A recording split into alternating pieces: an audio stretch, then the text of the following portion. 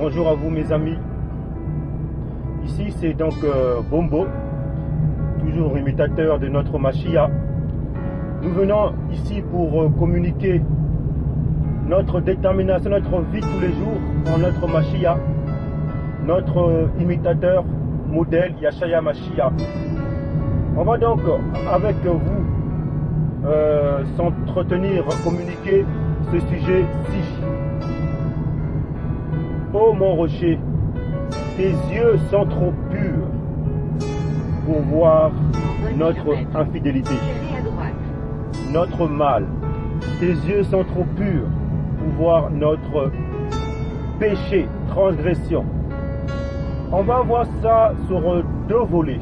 On va communiquer avec vous. Le premier volet, c'est si les yeux du rocher, donc Mashiach, en la gloire de Yah, sont trop purs pour voir notre péché, alors comment est-ce qu'on a des lois par rapport à notre péché?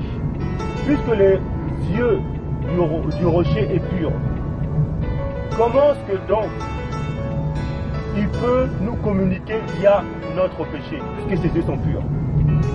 Voyez, mes amis, donc cela ainsi que le Créateur en rocher, il nous communique par rapport à l'état de notre cœur. Maintenant, le Mashiach, Yeshaya est exercé. Lui, quand il nous parlait, il voyait pur. Je vous rappelle la vision que Shimon et Pierre a eue lorsque il était enseigné, pendant que Shaoul était en train de libérer, unis au Mashiach, pour être pur. Nos frères dispersés, les frères de loin, dispersés, bois, pierre. Shimoné, il a eu la vision des quadrupèdes impurs.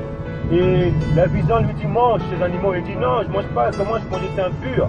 Et ensuite, le Créateur en la Mashiach, il dit ne vois pas impur ce que moi je vois pur. Pourquoi, mes frères? Certains d'entre nous, aujourd'hui, mes amis, nous avons encore le regard des hommes. Le regard en voie de tout mauvais, tout impur. Or, on est d'un côté en train de sous-estimer, de rendre le Créateur menteur, parce qu'on parle sur sa nature première qui a été polluée par les hommes. Maintenant, ce n'est pas parce que c'était pollué par les hommes que cette nature elle sera complètement éliminée. C'était comme nous, mélanger. Certains viennent du bois, de la pierre, certains des métissages, de corps physique. Nous mélanger, les disperser, on est fini quoi. On ne peut plus rien faire pour nous. C'est pareil pour la nature. Elle souffre.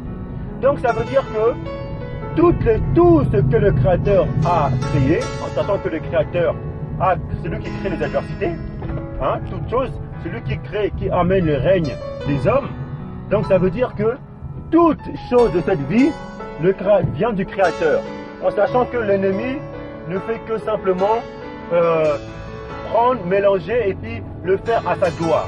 Maintenant, le rôle de l'épreuve auquel nous sommes, c'est en le Mashiach de voir la pureté d'origine, de prendre la queue au niveau du serpent de Massa, vous voyez, ça c'est important, la queue, et de voir le noyau, pour amener tout pur. Et pour cela, il faut que le Créateur nous exerce comme ses yeux.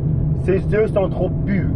Quand on va commencer à voir unis au Mashiach, on va commencer à voir l'origine de toutes choses. Donc celui qui est mélangé, qui veut suivre le chemin de vérité, peut revenir par notre conduite. Donc voilà pourquoi les yeux du rocher sont trop purs pour voir notre infidélité, notre transgression. On va donc se poser par rapport à cette suggestion, à cette affirmation, on va se dire, donc, qui donc nous parle pour nous donner, à nous qui voyons des choses impures, qui donc nous parle? En fait, c'était la loi. La loi a été donnée par c'était un pédagogue, par des anges, l'échelle de Yacouba. Donc le Créateur, il nous parle par notre portion, notre cœur, nos idoles. Donc il envoie des anges pour nous conduire aux yeux purs, au Mashiach. Voilà pourquoi la loi était comme un pédagogue qui nous conduisait au Mashiach. Maintenant, sommes-nous encore dans ce pédagogue, puisque le Mashiach est venu pour nous, pour voir tout pur. Voilà pourquoi Shaoul disait dans la lettre de Timothée que la loi c'est pour les injustes, pour les pécheurs, c'est pour les infâmes, pour les transgresseurs. Eux ce sont des enfants, ils ont besoin qu'on leur dise ceci c'est le feu rouge, traverse pas, ceci comme ça, ne vole pas. Ça c'est pour les pécheurs. Mais nous qui sommes dans un cœur sincère, le but du commandement c'est un cœur un peu de charité sincère, de bonne conscience. Ceux qui ont reçu, qui tendent au Mashiach pour recevoir, pour demeurer dans la saine doctrine. Donc, la loi était donc pour les pécheurs. Vous voyez, frère, ça veut dire que le Créateur, en son Fils, le rocher Mashiach, il nous parle aux pécheurs, transgresseurs, par rapport à des lois, donc des anges, des pédagogues, jusqu'à ce qu'on soit dans la maturité, que chacun demeure dans son propre berger, enseignant, prophète qui est le Mashiach vit en nous. Parce que c'est l'onction qui nous enseigne et qui nous donne des enseignements dans les lettres de témoignage de Yohan, 1 Yohan. Maintenant, on a donc vu l'approche au niveau de la manière dont le Créateur nous parle, ses yeux purs. Il nous a formés depuis nos patriarches jusqu'à maintenant. Cela incite donc, ça demande une formation, une soumission. Et pendant qu'il nous forme maintenant, on commence à devenir mature. On commence à attendre au regard pur. Maintenant, qu'est-ce qu'il y a dans l'impureté, dans l'infidélité, dans toutes ces choses-là? Pour qu'on se focalise à la perfection, au regard pur, il y a, nous en tant qu'enfants, il nous a donné des lois. Il nous a fait comprendre par rapport à l'épreuve que ça c'est mal, ça c'est bon, c'est mauvais. Donc, il a justement mis dans l'arche de Noah des animaux impurs et purs pour qu'on discerne ce qui est bien, ce qui est mal. Et pour cela, c'est l'épreuve, la maturité, jusqu'à ce temps aux yeux purs. Maintenant, pour pouvoir tendre au bon, tendre à la pureté, il faut qu'on soit conscient, Noah, il faut par les épreuves, en le Mashiach, qu'on reconnaisse que ce qu'on fait c'est mauvais. C'est là maintenant où on va rentrer dans le deuxième volet.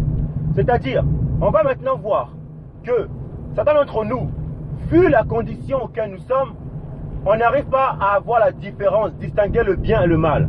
Pour nous, le bien c'est mal et le mal c'est bien. Donc comment donc le Créateur, lui qui nous forme, peut-il le faire si on n'arrive pas à faire la distinction entre bien et mal?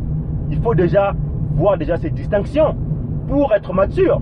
Donc pour ce fait, il nous met dans l'épreuve, dans le désert, pour nous faire comprendre véritablement ce qu'il aime, ce qu'il n'aime pas. Parce qu'on est comme des enfants, on vient de loin. Voilà pourquoi il envoie des messagers pour nous faire revenir au début, pour nous dire ce qui est bien, ce qui est mal, ce qui est profane, ce qui est sacré. Parce qu'aujourd'hui, on ne sait plus la différence. Vu le temps, aujourd'hui, la nudité d'aujourd'hui, pour nous, c'est bien. Vous avez vu? Or qu'on regarde le Créateur, yeux purs, c'est mauvais. Donc vous voyez qu'il y aura des surprises. Donc voilà pourquoi, avant qu'il vienne, il faut qu'il envoie Élie, l'eau, préparation du chemin. Répentez-vous, Naham, car le règne est proche. Voilà pourquoi la nécessité de l'eau, des messagers, pour nous faire comprendre le profane, le sacré, le mauvais, le bien, afin qu'on demeure dans l'arbre de vie, la pureté. Voilà pourquoi il envoie des messagers, des prophètes. Mais on a tué les prophètes et persécuté les envoyés. Alors, dans ces thématiques que nous allons libérer, dans le témoignage de vie, on va éclairer nos écrits et on va voir véritablement dans la lumière les choses qu'on voyait mal, les choses qu'on voyait bien, or que c'était mal, les choses qu'on voyait mal, or que c'était bien. Alors, et ensuite, on va conclure que les yeux du Créateur sont purs, le rocher, sont purs, ses yeux sont purs à tel point qu'il ne voit pas notre mal. Mais notre mal, il le laisse aux anges, aux enfants, à la loi, aux enseignants, tous ces messagers pour nous éclairer. Et maintenant, plus on entend, on est sensible à la voix du messager, de l'eau de vie, plus on va grandir et on verra tout pur. Voilà pourquoi on va maintenant être éclairé par rapport à notre état. Mes frères, mes amis, je pense que vous allez être étonnés du dégât de l'état auquel nous étions, parce qu'on va recevoir. On va voir que le mal qu'on voyait or c'était bien. Le bien qu'on voyait or c'était mal. Alors, soyez prêts, préparez-vous à la repentance, à Naham, parce que dans ces, je pense, ces deux autres thématiques qui vont venir, on va aborder maintenant de plus près ce qui était mal en fait bien, ce qui était bien en fait mal, afin de s'apprêter au regard pur du rocher en la gloire de Yah. Donc oui, donc c'est l'onction donc du Mashiach, le charisme qui nous enseigne toutes choses. Donc là, on est dans une relation verticale. J'avais déjà libéré un message concernant ce sujet-là. Et deuxième niveau, l'onction nous donne des enseignements. Là, c'est la relation horizontale via des vases. C'est toujours l'onction qui fait tout en tout. Maintenant, si c'est l'onction, maintenant comment est-ce qu'on est conduit par rapport à l'onction, qui en fait l'image, à la stature du Mashiach. Et c'est là l'importance. Il faut savoir qu'en sortant de Misraïm, on a été conduit par la nuée. La nuée et puis le rocher était proche de nous, le charisme, l'onction. Sans la nuée, sans le rocher et l'opération du Créateur, c'est ce qui forme en fait de Muntu, le Père, le Haba, le Fils qui est le charisme, la justice, et puis le souffle de vie. Et tout ça c'est en un. Voyez-vous? C'est en un. Donc, comme Shaoul le dit dans ses lettres au niveau de l'ordre dans les assemblées, il dit que le souffle de vie nous donne le charisme, les dons, les talents, et le Seigneur au ministère, et le Créateur l'opération. Maintenant, là où je voudrais compléter par rapport à cela, c'est que le comment, en fait, c'est le souffle de vie. C'est le souffle de vie qui nous conduit, en fait, au Mashiach. Vous voyez, c'est là maintenant où est la différence entre les Muntu Yasharaya élus et puis les Muntu qui sont dispersés, Yakuba, toutes ces choses. Là, on n'est pas dans le sujet, là. Hein, je donne une position, un fondement pour certains des frères. C'est là la différence. C'est le comment, l'inspiration, comment on est inspiré. Parce que quand un Muntu Yasharaya élu est dans un même terrain, il œuvre, sa manière de le faire, c'est différent. Il y a une vie dedans. Quelqu'un peut avoir les mêmes ingrédients, tout. Par exemple, donner une mère Amit et une mère Muntu Yasharaya élue, disons, et une mère Amit. La mère Amit, elle intervient, elle fait les repas, hein, et puis la mère Yasharaya élue, elle fait les repas, mais dans la mère Yasharaya élue, il y a une vie dedans, il y a celle dedans. Et c'est pareil dans la vie de tous les jours, il y a une inspiration dedans. Vous voyez, j'ai pris l'exemple du temps actuel auquel on est. Donc ça veut dire que c'est le souffle de vie, donc le Ruach HaKodesh, l'esprit de vérité, l'esprit de consolateur, le consolateur que le Mashiach, Yahshua Mashiach nous a promis à la droite du Créateur. C'est lui maintenant qui nous enseigne, qui nous conduit dans toute la vérité, en fait, le Mashiach. Et c'est lui maintenant qui nous conduit dans le chemin de croissance. Parce que, je disais tout à l'heure, on disait que si les regards du rocher sont purs, comment est-ce que même le rocher Yahshua Mashiach a pu aller tout droit sans regarder le mal? Comment? Parce qu'il a été uni, il a écouté la voix du roi HaKodesh, de l'esprit de vérité. Qui fait que l'esprit, comme il était uni à l'esprit de vérité, donc du coup il était toujours dans le chemin de la pureté. Et nous c'est pareil. C'est-à-dire que l'esprit de vérité, dans des vases impies, parce que l'esprit se loge dans des vases de mensonges. Vous savez que nous, notre vase a été têtu. Donc l'esprit se loge dans des vases de mensonges. Vous voyez? L'esprit se loge dans des vases de mensonges. Donc du coup, comme l'esprit se loge dans des vases de mensonges, pour nous ramener à l'humilité, au Mashiach. Donc, voilà pourquoi les lettres de Yohan disent que l'esprit nous convainc de péché. L'esprit de vérité, il nous convainc de péché, de justice et de jugement. De péché, pourquoi? Parce que la vie de tous les jours, le monde là, le prince de l'air, il a été vaincu. Il est jugé, il est vaincu. Ça c'est le péché. Donc c'est l'esprit qui nous conduit il nous fait comprendre que ça c'est mauvais comme ça par rapport à notre environnement, les vaches et tout. Et du coup, oh, il nous parle, et du coup, on abandonne, on cherche, on court vers la pureté. Ça c'est l'esprit. Hein? Ça c'est l'esprit du Créateur. En le Mashiach, l'esprit. Vous comprenez? C'est l'esprit. Le Créateur a envoyé son esprit via le Mashiach pour nous conduire au Mashiach. L'esprit. Maintenant, l'esprit nous convainc de péché, de justice maintenant. Parce qu'une fois qu'on est convaincu de péché, maintenant, notre mal, maintenant on quitte le mal pour tendre à la pureté, maintenant on marche droit. Donc de justice parce qu'on est dans le chemin uni au Mashiach, droit, pur, pour aller à la droite du Père. Et de jugement, donc 3 au niveau de l'esprit, et de jugement, donc parce que le prince de l'air a été vaincu, et on est à la droite du Créateur. Vous voyez? Donc l'esprit nous convainc de péché, transgression, de justice et de jugement. Voyez-vous, il y a ceux qui sont dans le niveau de péché, ils se battent, ils sont en train enfants, le lait, ça c'est pas bien, ils sont toujours là, ils persistent. Maintenant il y a ceux qui grandissent au tap, plus matures, maintenant ils arrivent au niveau de la justice, le ministère, droit maintenant, et ensuite la victoire au Père, jugement. Et là c'est quand le prince sera complètement jugé. Vous voyez? Et ça c'est le rôle de l'esprit de vérité, l'esprit de sainteté, l'esprit de consolation, qui fait ce travail en nous, c'est-à-dire qui nous conduit dans les lots de vie et en le Mashiach. Voilà pourquoi l'esprit nous conduit à l'onction en le Mashiach.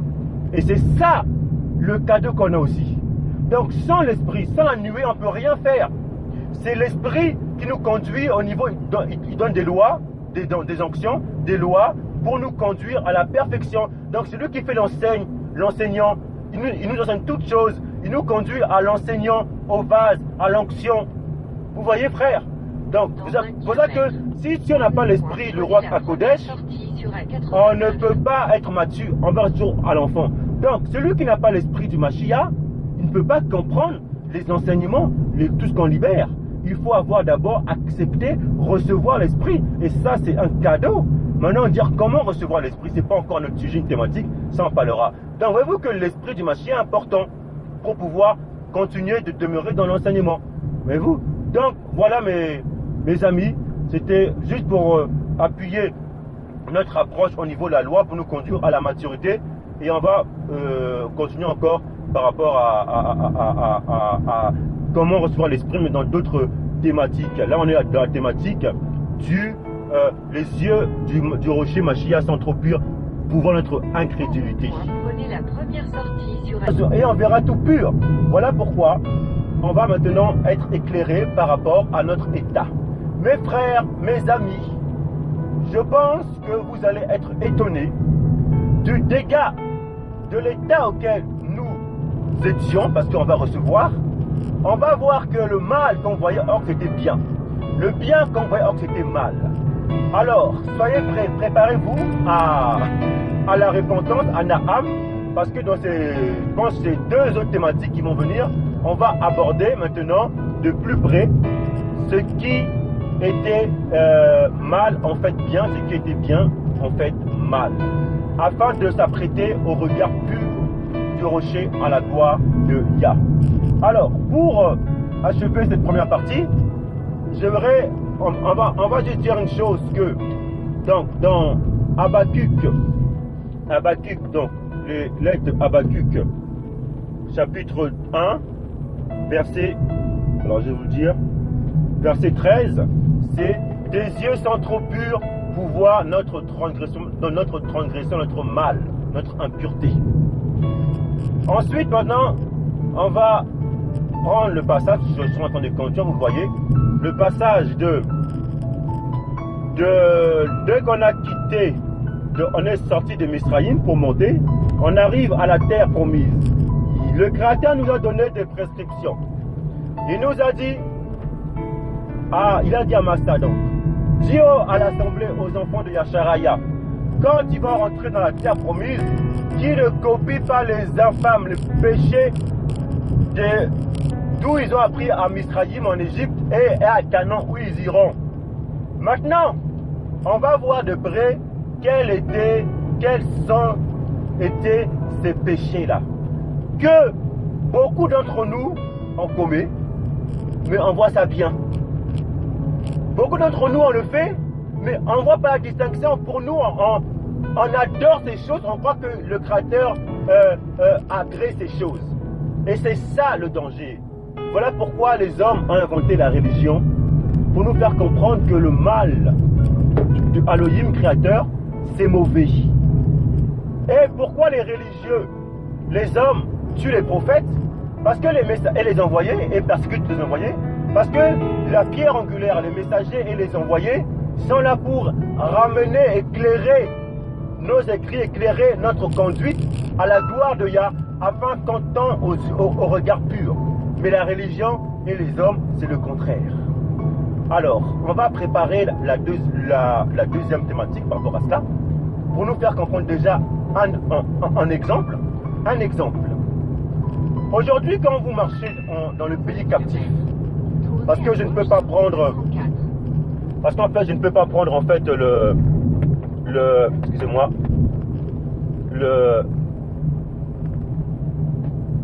je ne peux pas prendre en fait les écrits parce que je suis en train de conduire. Alors, je disais donc, en étant sur ce pays étranger captif, comme à l'époque de massacre, on rentre, Yah nous a interdit de faire ce que les pays de Misraïm et où on va font, mais nous on le fait, pensant que c'est bien. Comme quoi par exemple? Quand vous allez dehors par exemple, vous allez voir, on vous dit, ne laissez pas vos enfants à Tophel, au feu, toutes ces choses que beaucoup ne comprennent pas. Quoi encore? De l'inceste, que les filles, que les enfants couchent pas avec que les fils couchent pas avec la femme de leur père, que les parents ne voient pas la nudité parce qu'ils verront la nudité de leurs parents, hein? Les mères, les fils voient la nudité de leurs enfants, les enfants de leur père, toutes ces choses là. Et toutes ces choses là, n'accouchez pas avec des bestialités, des bêtes, tout ce qu'ils ont fait. Et puis la terre a vomi ces choses. La terre a ses vomissements. Et nous, quand on arrive là maintenant, on reproduit les mêmes choses sous une forme cachée. Vous allez voir maintenant que tout ce que le Créateur nous a fait part, au niveau de nous, ce qu'on voit le bien mal, le mal bien, tout ce qu'il nous a fait part, on le fait. On le faisait, maintenant je parle. La religion le font. Dans les familles, on trouve ça pareil, partout. Je vous dis un exemple, par exemple, chaque jour, tu sors dehors, 99,99%, on voit ces choses-là. Nudité.